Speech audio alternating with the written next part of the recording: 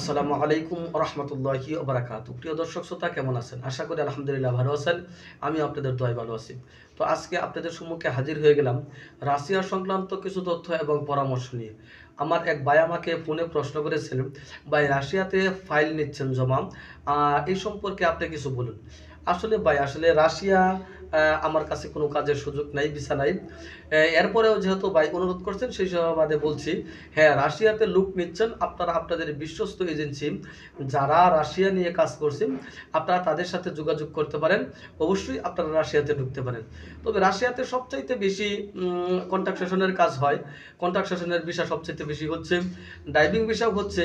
আহ, তবে আপনারা যারা কন্ট্রাকশনে পারদর্শী এবং কন্ট্রাকশনে অভিজ্ঞ, আগে যারা কন্ট্রাকশনে কাজ করছেন, আপনারা অবশ্যই আপনাদের পাশের কোনো বিশ্বস্ত এজেন্সির সাথে যোগাযোগ করতে পারেন।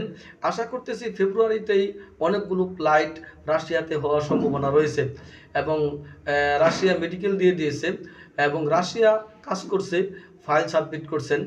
আপনারা চাইলে কোনো যারা রাশিয়া নিয়ে কাজ করে তাদের সাথে যোগাযোগ করে আপনারা রাশিয়ার জন্য প্রস্তুত নিতে পারেন। জি, আরও কোনো প্রবাস সংক্রান্ত তথ্য আপনাদের জানা থাকলে আমাকে প্রশ্ন করবেন। আমি সেই অনুযায়ী যতটুকু জানি ততটুকু উত্তর দেওয়ার চেষ্টা করব, ইনশাআল্লাহ।